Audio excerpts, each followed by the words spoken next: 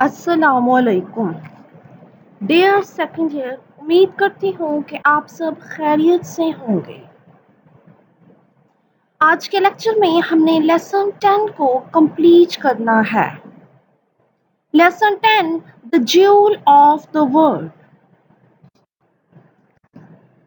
The jewel of the word lesson مسلمانوں کے شاندار ماضی کے بارے میں ہے۔ مسلمانوں نے کس طرح دنیا پہ بہترین انداز میں حکومت کی، اس کو ڈپکٹ کرتا ہے۔ 750 کا ذکر ہے جب عبد الرحمن اپنے دشمنوں عباسی خاندان سے اپنی جان بچا کے بھاگ نکلنے میں کامیاب ہوا۔ بھاگتے بھاگتے وہ اسپین آ پہنچا۔ کسی طرح اس نے اسپین میں اپنی حکومت شروع کی۔ ایک ایک کر کے اسپین کی آس پاس کے علاقے وہ فتح کرتا چلا گیا۔ اس کے بعد اس نے ایک عظیم مسلمان ریاست کی بنیاد رکھی۔ عبد الرحمن اور اس کے بعد آنے والے 3 حکمرانوں نے کس طرح اسپین پہ حکومت کی، یہ سارا چیپٹر ہمیں اسی کے بارے میں بتاتا ہے۔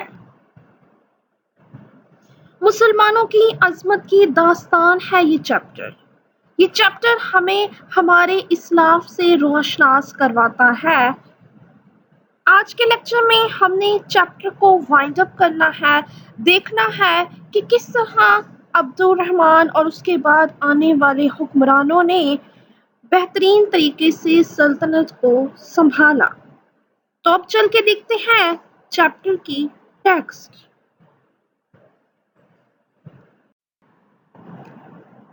چیپٹر کی ٹیکسٹ دیکھتے ہیں۔ پریویس لیکچر جو ہم نے چیپٹر پڑھا تھا اس میں ہم گارڈنز کی بات کر رہے تھے، اس میں ہم ایگریکلچر سسٹم کی بات کر رہے تھے، یعنی ہم اسپین کے زرعی نظام پہ نظر دوڑا رہے تھے۔ ہم نے دیکھا کہ وہاں پہ جو اسپینش عرب تھے انہوں نے ایک نیا ایگریکلچر سسٹم متعارف کروایا۔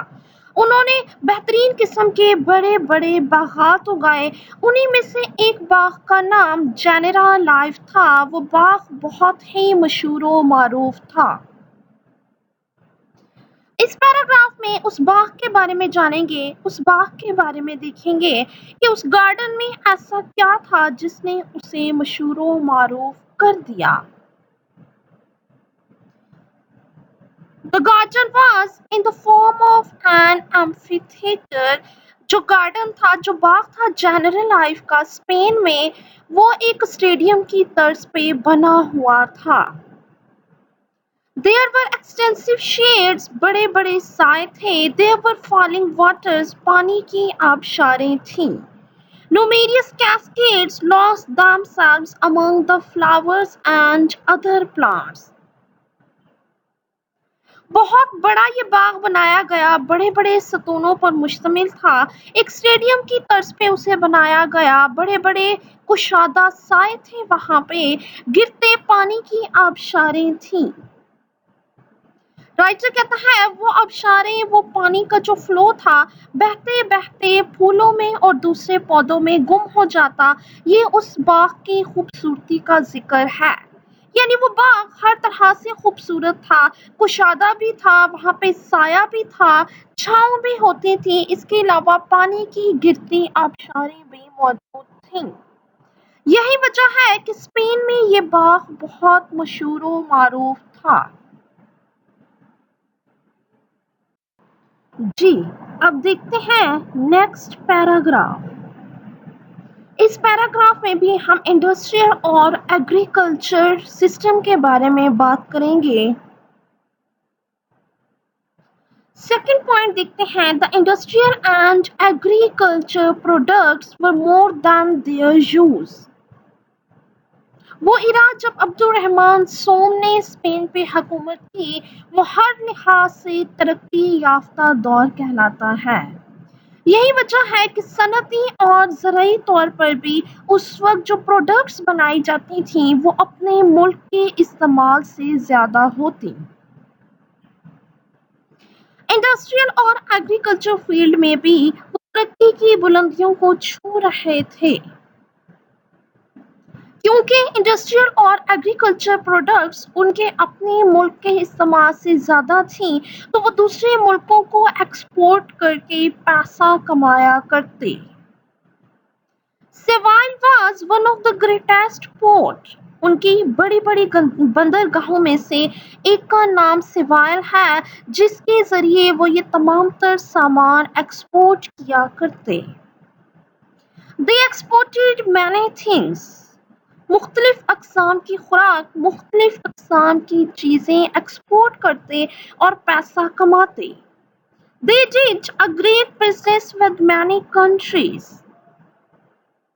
انڈسٹریل اور ایگریکلچر پروگریس کی وجہ سے، ان پروڈکٹس کی وجہ سے انہوں نے بہت سے ممالک کے ساتھ کاروبار کیا اور فائدہ اٹھایا۔ یعنی اسپین کو اگر ہم صنعتی لحاظ سے، اگر ہم زرعی لحاظ سے دیکھیں تو اس لحاظ سے بھی وہ ایک ترقی یافتہ علاقہ ہی نظر آتا ہے۔ ان کے انڈسٹریل اور ایگریکلچر پروڈکٹس اتنی زیادہ تھیں کہ وہ بآسانی دوسرے ممالک کو ایکسپورٹ کر کے پیسہ کمایا کرتے تھے۔ دوسرے ممالک کے ساتھ ایک بہترین کاروبار ان کا جاری تھا جس سے حاصل ہونے والے زرعی مبادلہ سے وہ اپنے ملک کی بہتری کے لیے، اپنے ایریاز کی بہتری کے لیے مزید کام کرتے تھے۔ یعنی اس پیراگراف میں زرعی اور صنعتی صورتحال پر نظر دوڑائی۔ اب چل کے دیکھتے ہیں نیکسٹ پیراگراف۔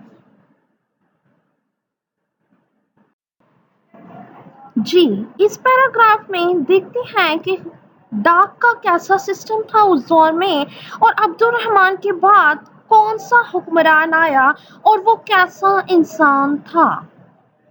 سیکنڈ پوائنٹ دیکھتے ہیں The government maintained a postal service system۔ Government نے باقاعدہ ایک ڈاک کا نظام مرتب کیا۔ اس میں دینار کا استعمال کیا جاتا تھا۔ ایک مربوط خط و کتابت کا سسٹم موجود تھا۔ عبد الرحمن سوم کا دور حکومت بھی شاندار تھا اور اس کے بعد آنے والے حکمران نے بھی تمام چیزوں کو، تمام معاملات کو بہتر طریقے سے چلایا۔ عبد الرحمن سوم کے بعد الحاکم وہاں کا حکمران ٹھہرا۔ Al-Hakim was a scholar۔ Al-Hakim ایک اسکالر تھا، تعلیم کا شہدائی شخص تھا وہ۔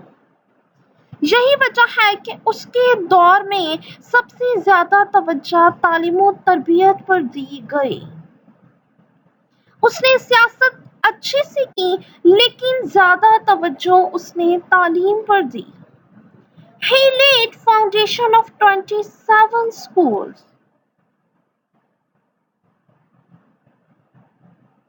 اس نے دارالخلافہ میں 27 ایسے اسکولوں کی بنیاد رکھی جو بچوں کو مفت تعلیم و تربیت فراہم کرتے تھے۔